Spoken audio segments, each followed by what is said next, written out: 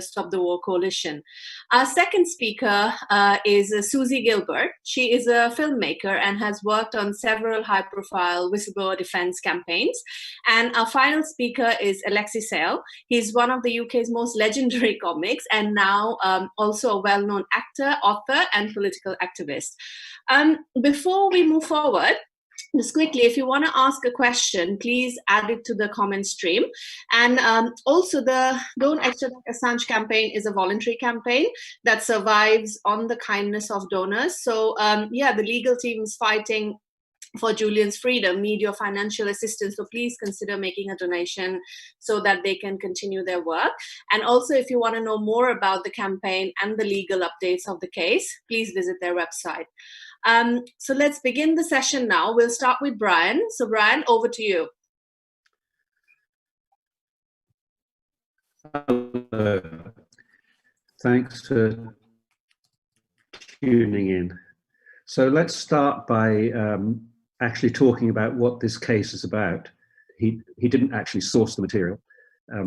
He simply published something. So a lot of people are trying to sort of suggest that there was some kind of espionage involved, but in fact, he didn't do anything like that. He published some material that was handed to WikiLeaks. That's the first thing. So the first question is, are publishers prosecutable for what they publish? If they are, then why isn't also The Guardian in the dock? Because this material was published with The Guardian and with Frankfurter Zeitung, or a German paper, I can't remember which one now. Was something that was done, and the New York Times was involved as well. So the first question is, why is Assange being expected to take the can for this case, when clearly there were a lot of other people involved? A lot of people who now seem to have deserted him rather shamefully. You know, The Guardian doesn't ever write much about Assange anymore. And they really ought to, because they did this in collaboration with him. The second question is, if somebody has published something, even if it is controversial, do you then pursue them through the courts for 10 years of their life and force them into a kind of solitary confinement, which is effectively what he's been living in for the last 10 years, or an embassy when he was there, and it was not a nice way to live. And I'm sure his last year in Belmarsh has been a lot worse as well. Then, of course, then you have to pull the camera back a bit and look at the world in general. We have a prime minister in England and a president in the United States who've made their lives by lying. They are well-known habitual liars who are now occupying two powerful political positions. On the other hand, we have Julian Assange, who is in prison for having told the truth about something. So that seems to me a very badly inverted scale of values, that we're rewarding the wrong people for the wrong things. Assange, if you've read anything about the report by Niels Melzer, who was the UN rapporteur on torture, so he's asked to adjudicate in cases where prisoners seem to be receiving bad treatment. Niels Melzer initially didn't want to take on this case because he thought, of course, he couldn't be tortured by the Swedes and the English because we're civilized people who don't do that kind of thing. He finally did go to see Assange, and he said the conditions he was living in, the psychological stress he was under, was so appalling that this had to be defined as torture. So we have, for the last year, been torturing him, and he is not in a good way. He's suffering quite badly from all sorts of PTSD, actually, I suppose it is. So everything about this case really stinks, and it stinks of one particular fact, that the Americans were so embarrassed by what Assange did, and are determined to get revenge and to make it so bad for Assange that nobody else tries to do the same thing. So you can see what side of the story I'm on. This isn't about whether you think Assange is a wonderful human being or whether he raped those women in Sweden, which it seems now that he didn't. That seems to be becoming clearer. But it isn't about that anyway. It's about whether somebody has the right to publish something, which is clearly in the interests of all of us except the people in government. So that's all I have to say at the moment. Thank you, Brian. I'll bring in Suzie now. Suzie, yeah, go ahead. Hi, thanks everyone for joining us from all over. And we know we've got people in Australia who are awake in the middle of the night watching this. I just want to add a little bit to what Brian was saying. And I think what's interesting to notice now is I think there has, since Julian's arrest in April of 2019, been actually a change in the narrative in the mainstream media and amongst mainstream human rights groups and press groups, in that there's actually a consensus now. Everyone's able to sort of get beyond, maybe personal differences, if they work together and that kind of thing. But there's consensus amongst all the leading groups, all the leading newspapers, all the press freedom groups, that these charges are outrageous and that this poses the gravest threat to press freedom, arguably of our lifetimes. So whether that's Amnesty, Human Rights Watch, the ACLU, Freedom of Press Foundation, various UN special rapporteurs, as Brian mentioned, there have been editorials from the New York Times, The Guardian, and even Alan Rusbridger from The Guardian said, I had my bumps on the road with Julian, definitely had problems, but I absolutely am against these charges. And this is not about him. This is about what this means to the press globally. So I think that's a really, really welcome development. We've also seen from The Guardian just in the last few days a really powerful couple of stories from somebody that I hadn't heard from before, who was the Reuters bureau chief around the time of the collateral murder video, which I'm sure most people on this call know that Chelsea Manning had seen that video and was horrified by the murder of Iraqi civilians and 2 Reuters journalists, and out of sort of her moral conscience sought to make those documents public through WikiLeaks. Now, the Iraqi bureau chief from Reuters, Dean Yates, just did a couple of really powerful pieces in The Guardian Australia, and I think it's really worth looking at that story and looking at, as Brian was saying, what were the lies that were covered up? And basically Reuters had been shown, I think, a little bit of the video, and Reuters had asked to see the full video. They weren't. And the video is really a sort of an incredible historical document, because you see these US, gunmen basically laughing when they're blowing up these rescue workers, when they're murdering these civilians and journalists. And I can't help, it made me think of, these uprisings we're seeing around the world today around state violence against Black people in America, and the kind of smirk of that cop in Minneapolis, the smirk as he held down George Floyd. And it just reminded me of the laughter that we heard in that collateral murder video. And I personally feel that there's a connection to be drawn with looking for transparency and accountability with US state violence in the US against Black and brown people and journalists, as we've seen in these riots, and US state violence around the world with Black and brown people and journalists. So I think there's a connection to be drawn. And as Brian said, this is about transparency and accountability and truth. And just to remind you what this case is actually about. People try to complicate it because it's convenient to complicate it, but it's actually quite simple. It's not about 2016. It's not about Sweden. It's quite simply about the 2010 Iraq and Afghanistan war logs, and the State Department cables. And as Brian said, incredibly embarrassing for the US, and it brought out a lot of war crimes. And WikiLeaks, in coordination with other global media outlets like the New York Times and Der Spiegel and others, published these. And these were, you know, hugely historic and impactful events, arguably led to the withdrawal of troops from Iraq, because Iraq said, we're not going to give immunity to US troops anymore.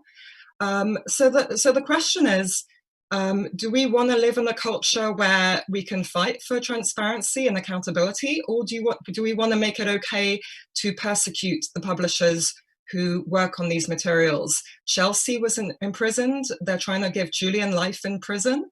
And, you know, this is a watershed moment. You know, are we going to sit back and sit this out, or are we going to show up and realize that if they do this to Julian, they're going to do this to journalists around the world? So I think it's an extraordinary opportunity for folks on this call to sort of stand up and get engaged, and see what can be done ahead of September 7th, which is when the extradition hearing will be in London.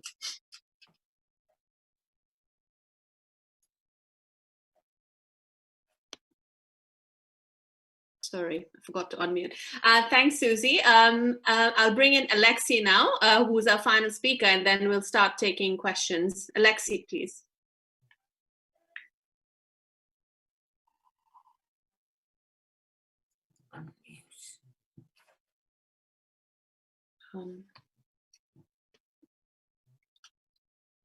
You're not unmuted, Lex. You're muted. Okay, I can hear you. Thank you.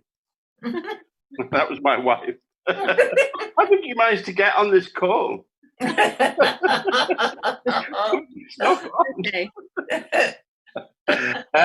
Well, that was weird. Right, to start again. I tend not to give political speeches. I tend not to sit on panels. My choice has always been as a political comedian to express my opinions through my work, and then I feel it's more nuanced and more in my control, more rounded. I suppose I wanted to do this because I support Julian. I've read recently, I think it's in the London Review of Books, stuff about him, which I didn't really know. I also wanted to do this because I'm bored out of my mind. But I'm glad that Suzie feels that she's got some good news. I don't know whether it's partly lockdown or just I feel we are going through a period of terrifying change, really, that the artist's ability, anybody's ability, but particularly an artist's ability, is being more and more constrained. There are multiple forces acting to shut down free speech, speech that challenges the orthodox point of view. I just think it's a terrifying, multiple levels. The oppressors in many different guises now paint themselves as the oppressed. There are multi-agency attacks on anything you say, and I just think we live in I've never felt like this before. I think we live in a very frightening world in a way.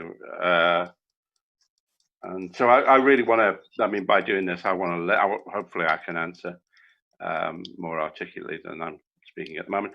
But also, I'm also interested to learn, I think, about it. It's already been very illuminating, what I've heard from the other two speakers so far. But I'm here to be a resource, but I am also a vessel to learn as well. Cool. Thanks to all the speakers. We've got a few questions now. So I'll probably start with a question for probably Brian and Suzie. So like the US establishment, they will go to any extent to suppress anyone who tries to expose their war crimes. And so the first question that I'd like to ask both of you is that how important were the WikiLeaks stories to our understanding of the Afghan and the Iraq wars? Whoever wants to respond first. I think Suzie should take that. You probably know more about that than I do. Sure. Well, I think, again, I would refer you to look at Dean Yates's story in The Guardian the other day. Again, he's the Reuters bureau chief. But really, you know, Chelsea Manning's bravery in letting those Iraq and Afghanistan war logs and the collateral murder video come out really just showed how many lies there were, how much cover up there was, as with every war. And it led to the Iraqis saying that they wouldn't allow US soldiers to have immunity for what they were doing in Iraq. And it led to the withdrawal of Iraqi troops. So it had a real impact. And you can just, if you just Google the number of stories that there were from every major media outlet, it got so much coverage. Not only Iraq and Afghanistan, but the whole world. You know, I've worked on a number of projects also about Latin America, where what the cables revealed about, you know, relations between countries, you know, old business of the US interfering in Latin America, so much was revealed. So it makes you think of key moments in the Vietnam War when there were revelations about atrocities, and that turned the tide in the conversation with Vietnam. So it, you know, it's a huge, huge service, and there's a lot of sort of films and documentaries you can look about it, and I sort of encourage everyone to do that. Thanks, So Suzie. perhaps I can add some. Yeah. Perhaps I can add something to that.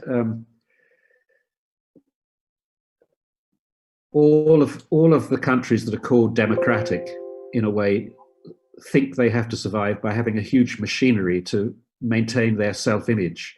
And part of the self-image that has to be maintained is that all the foreign interventions we make are for the good of the people that we're intervening in.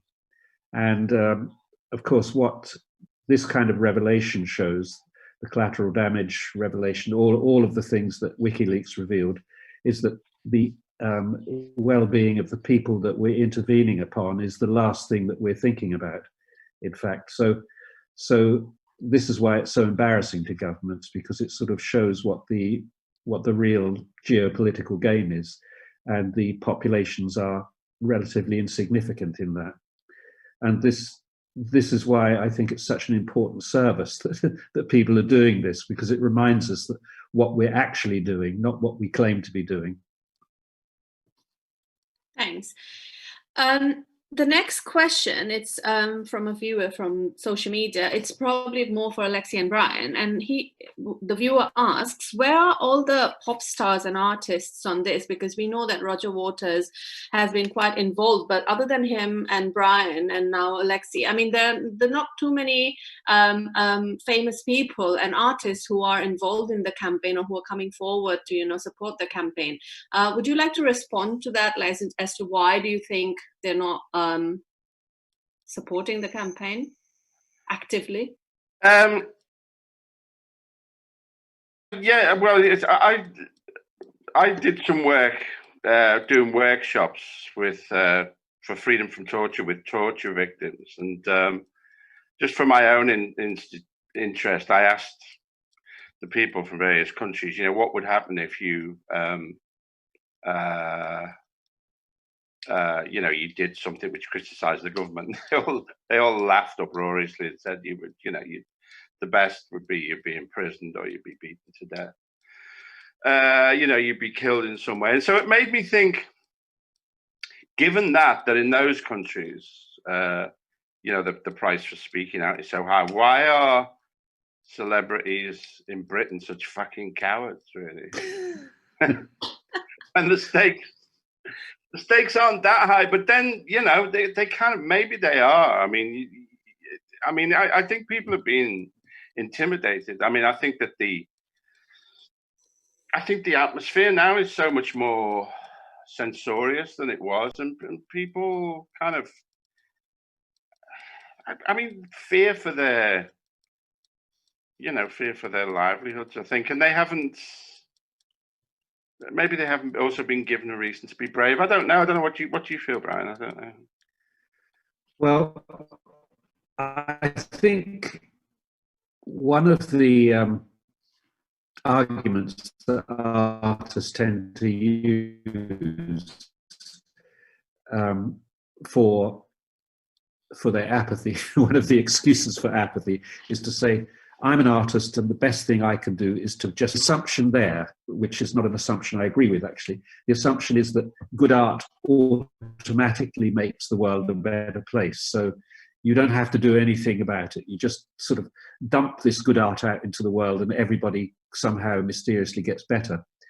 Well, this is, of course, the way people justify, for example, not supporting BDS in criticizing Israel. They say, well, how can I withhold my art from those fans? Mm-hmm. And this is the assumption there, is that your art is so powerful that it will sort of mysteriously transform people into better people. This clearly doesn't happen. Otherwise, Himmler, who had the biggest art collection in Europe at a certain point, would have been a wonderful human being. He was surrounded by the best paintings of the Renaissance and of, the Dutch. So I don't really accept that argument, but I honestly think that a lot of people really believe that. I'm an artist, I should stay out of all of that. I should just keep my vision pure. I personally can't do that. My vision happens to include the world. It doesn't sort of separate it off as something I'm not interested in. But the other thing is, of course, that you don't get particularly favorably reviewed for getting involved in things. You tend to be, the kind of criticism you get is, what right do they have to talk about this? What do they know about it? What does a comedian or a pop star know about what's going on in the world? Of course, the question you have to ask was, what do any politicians know? What do any of us know what's going on in the world? We're all in a position where we could say something, and we pretty much have access to the same information. So as far as I'm concerned, anyone is free to talk about it. But this sort of sneery thing, the biggest crime in England, I always say, is not murder or rape or all the other terrible things you can do to people. The biggest crime is to rise above your station. And the criticism you always hear in England is, what right, who do you think you are? And I think people are really frightened of that, because they don't want to be seen as upstarts or uppity or whatever the word is. Yep. Thanks.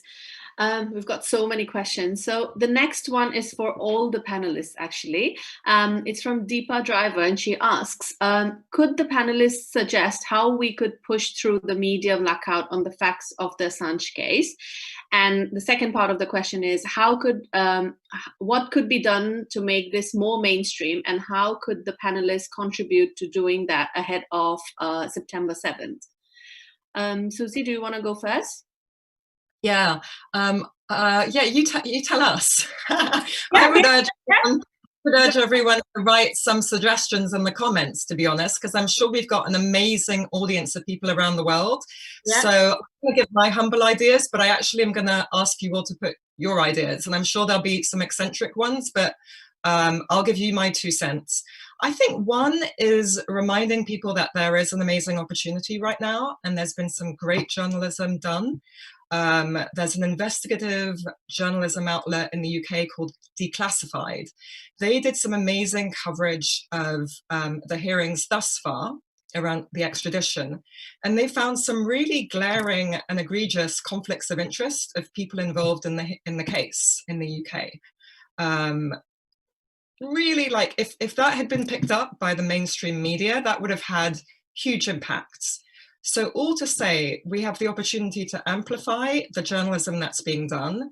We have an opportunity to share journalism that's being done by The Guardian, like The Guardian Australia in recent days around Dean Yates, for example, and to remind folks that there's a lot to be covered, and there's a lot of sort of opportunities to bring back focus to what this case is really about.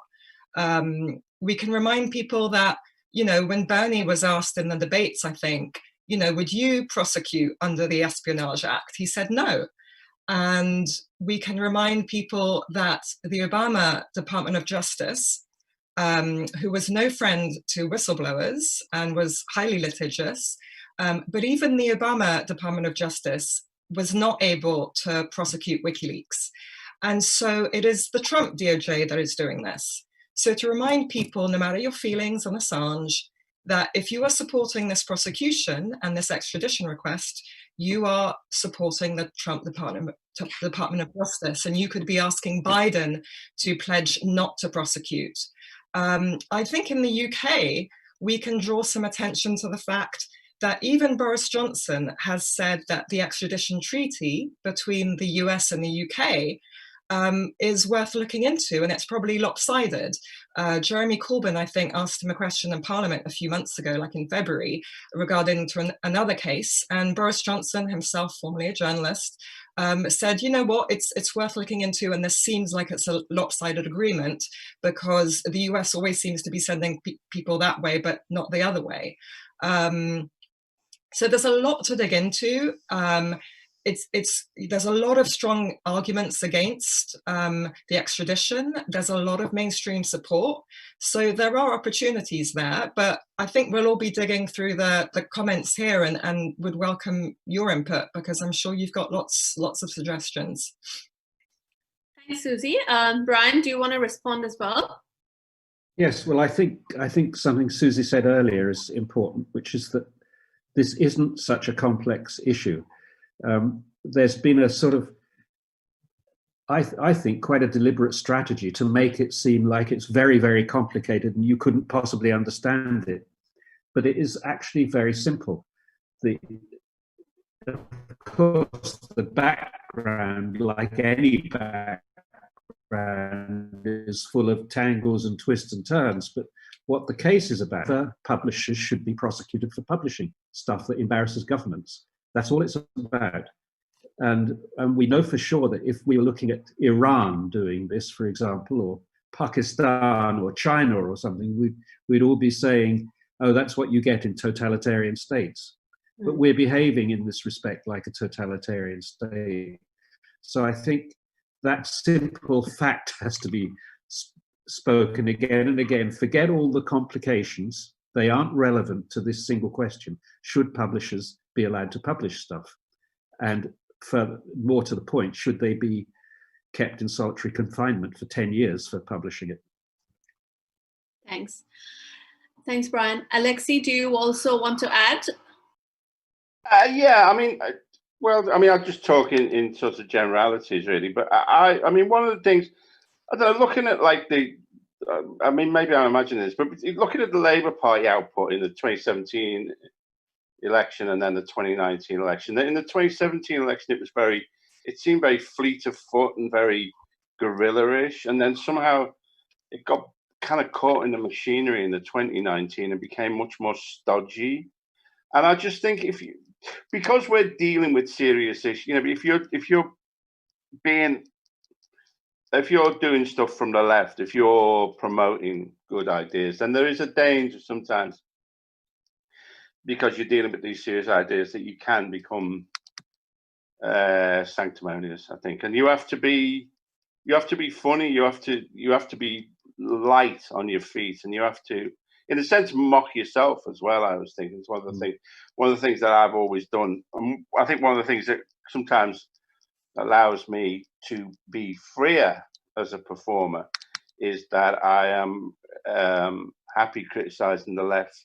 I mean, although it comes from a supportive point of view, I make fun of the left as well as the right. Really, I am always critical of myself and my own point of view, as well as the point of view that I'm putting, which I think is,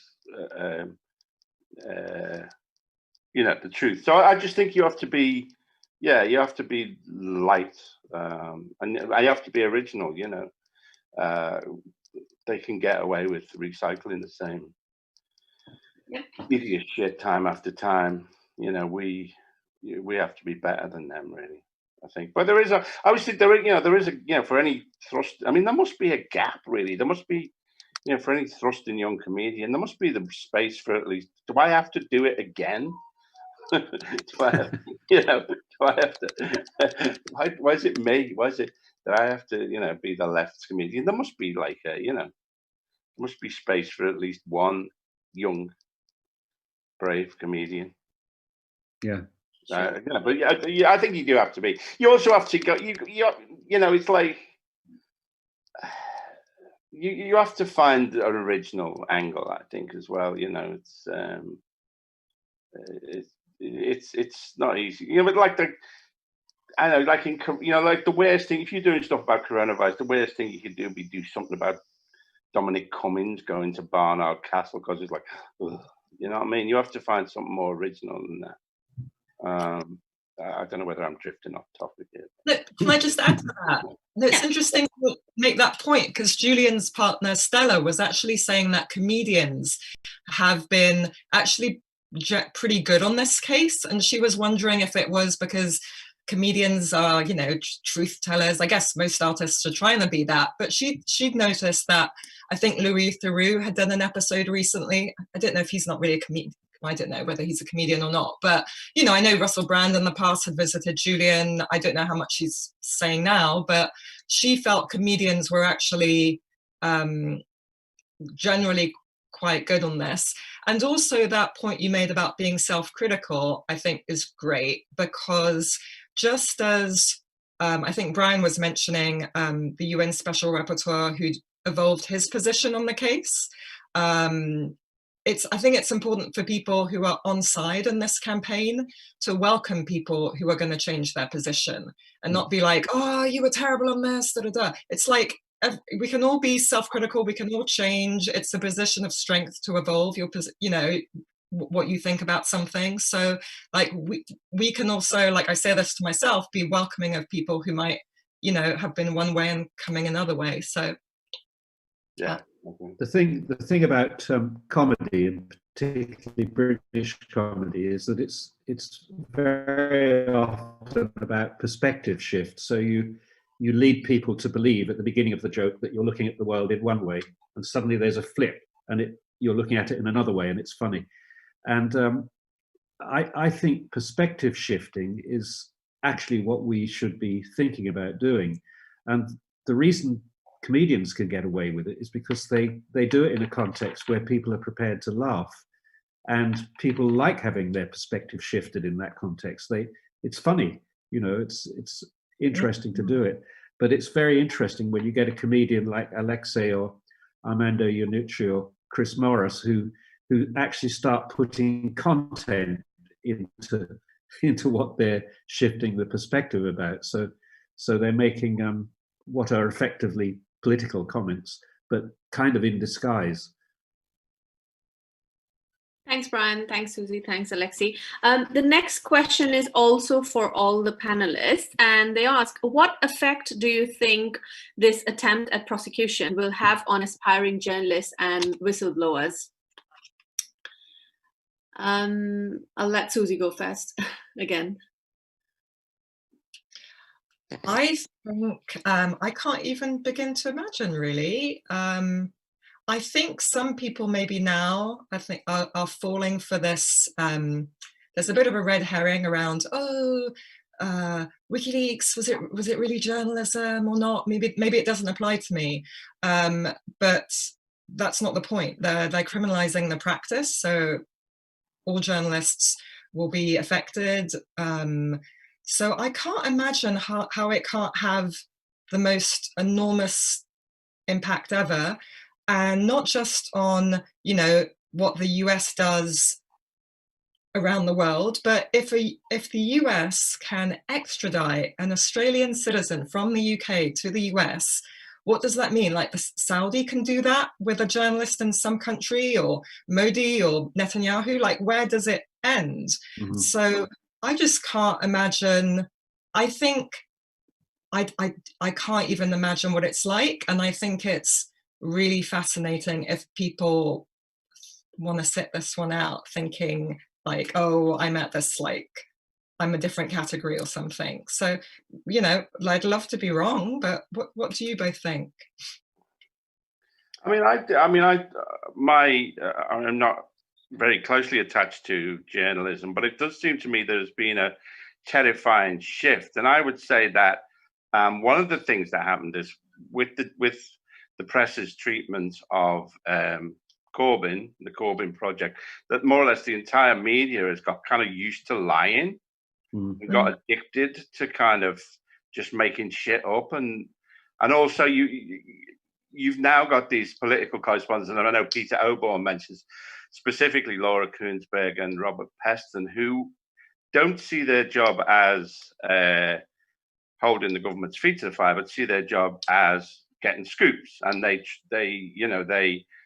trade, I think, contacts, from close contact with Dominic Cummings, basically, so that they get first dibs on stories. But there's a quid pro quo for that. That you seem to get so many journalists,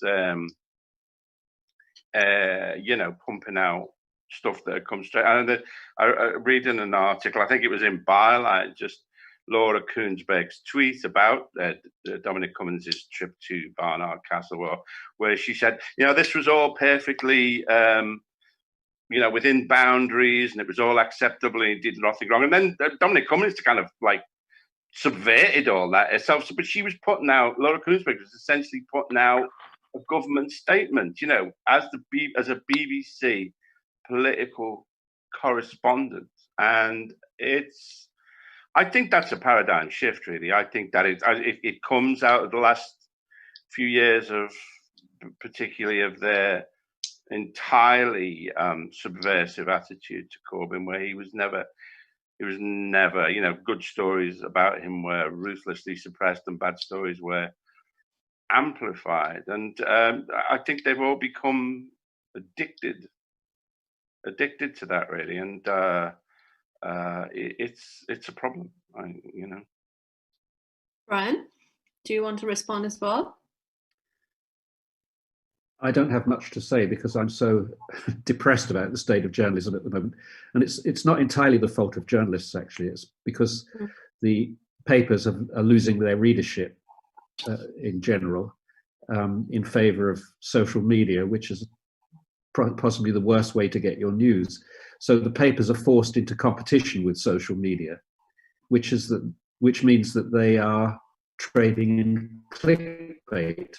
Essentially, they're trying to find things that are sort of sexy enough or powerful enough to get you off Facebook and to read the paper instead, in whatever form that takes. And unfortunately, this has produced the worst period of journalism in my life, actually. As Alexei says, the Corbyn episode was completely shameful. It would have been shameful for any country, but for one that claims to, I don't know if you read the piece in Jacobin this week or recently about the destruction of the internal destruction of the Labour Party. And the external destruction, and it's a very sad read. And I suppose the future is going to come out of some revulsion against, and some re-emboldened start to think again that their job is to tell what's happening rather than to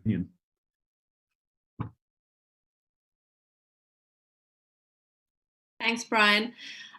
We just have about 15 minutes left. So I'll take like 2 questions and then we'll have to end this meeting. So the 2 questions is from James Mealy. So he asks, how high does the body count have to be before any Western political figure is subject to the kind of heavy-handed legal treatment dished out to Assange?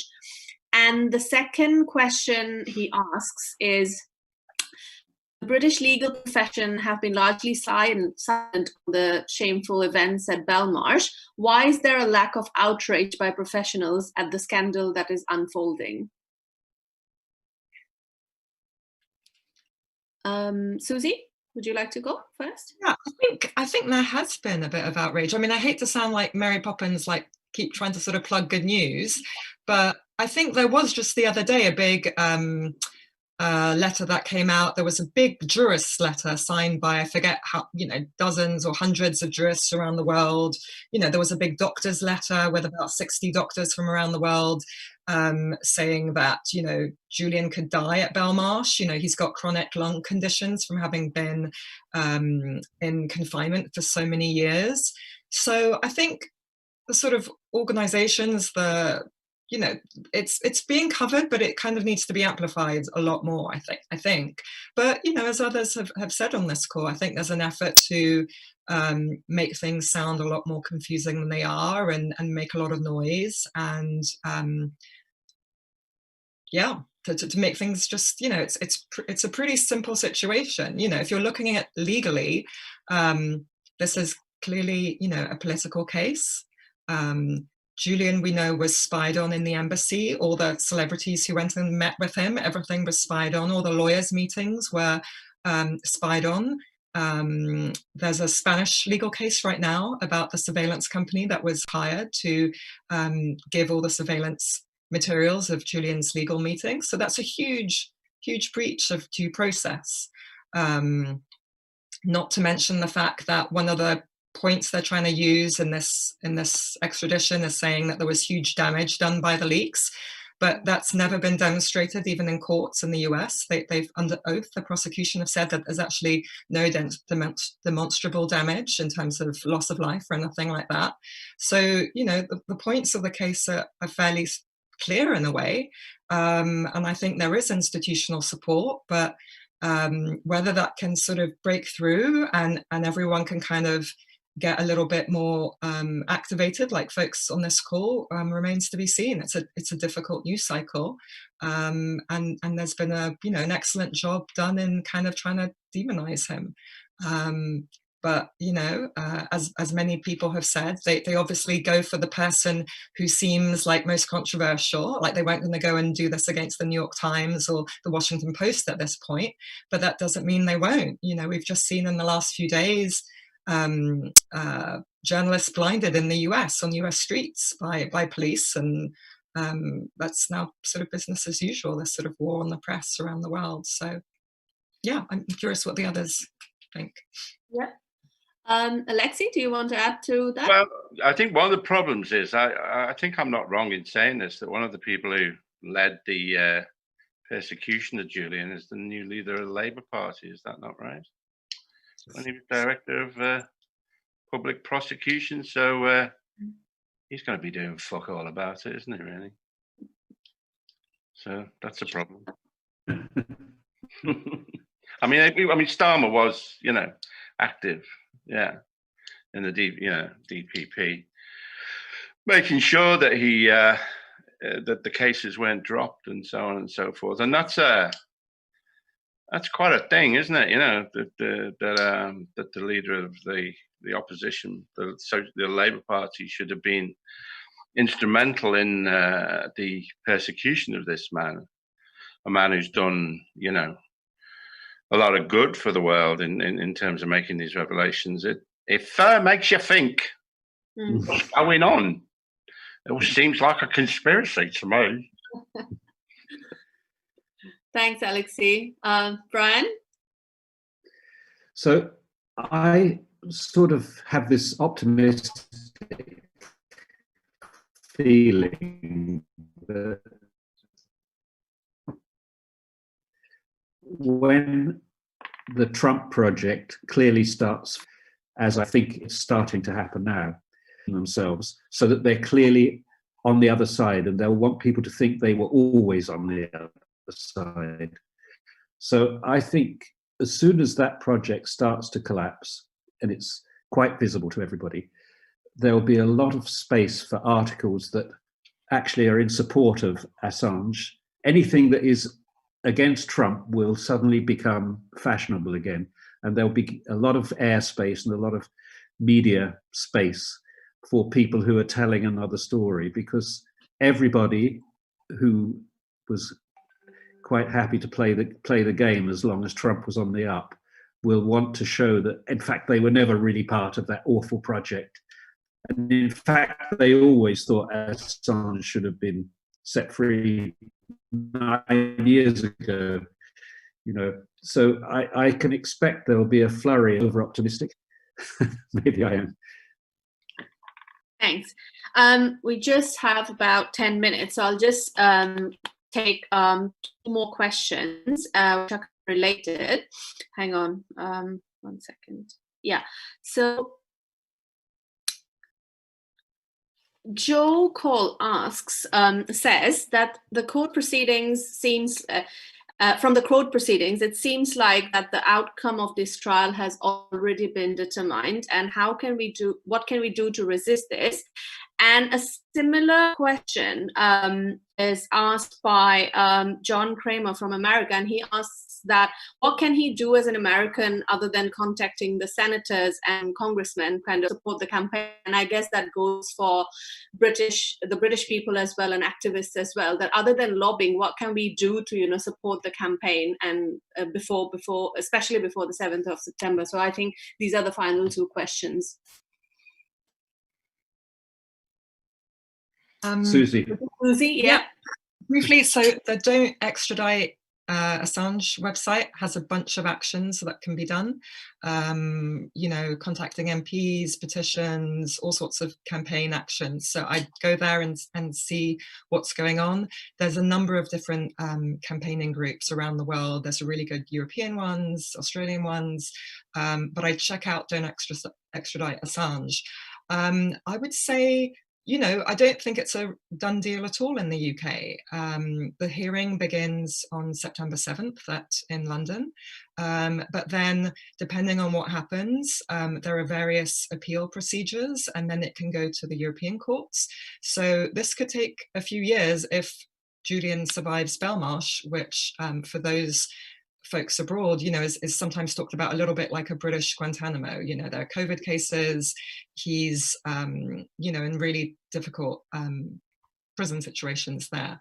But I think Julian's partner Stella has said this needs to be resolved, in UK, ideally, or in Europe. Once it's gone to the US, God forbid, but there it's more of a excuse my language, a shit show. But there's still a lot of time, not a lot, but there's some time pre-September 7th, and then there are appeal processes. So that would be my 2 cents. Thanks. Alexei? I don't know. I mean, make a fuss, really. I was just thinking it's not really relevant to the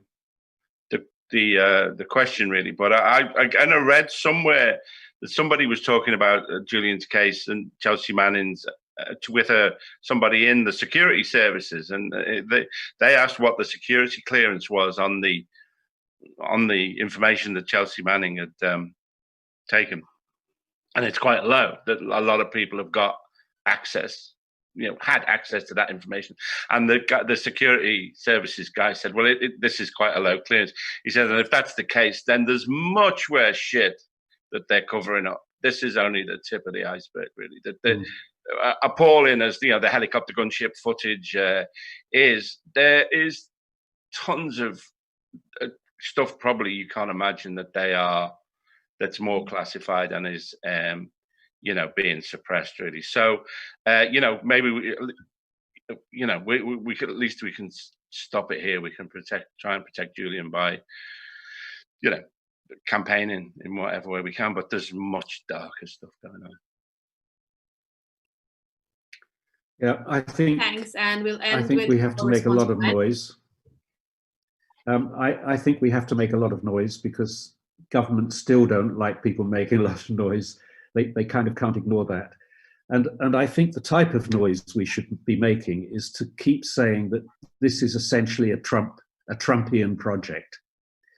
I think the more we can link this extradition to something that Trump would want to happen, the better chance we have of it never taking place. Because as I said, I'm convinced that Trump will be absolutely toxic within a few months, or in a few weeks at this rate. And so I think if you can connect a project to him, nobody will want to touch it. Nobody in the British establishment will want to look like they were a Trump supporter or a Trump assistant. So that's, if I were writing to my MP, which I have done actually, I would say, this is a Trump project. This is the type of thing he would do. That makes people increasingly uneasy to be part of that. Thank you, Brian. Thank you, Suzie, and thank you, Alexei. That was a fantastic discussion. We've come to the end of this discussion now because we've only got a few minutes left. But before I leave, I'll urge all the people from the audience today who've joined us to support the Don't Extradite Assange campaign and make a donation if you can. Watch Suzie's movies, documentaries, watch Alexei's comedy, listen to Brian's music, and yeah, do support the campaign and do your best before the 7th of September to help Assange. Thanks, and bye everyone. Thank you, Sveta. Hey, yo. Bye-bye. Bye. Thank you. Cheers. Bye.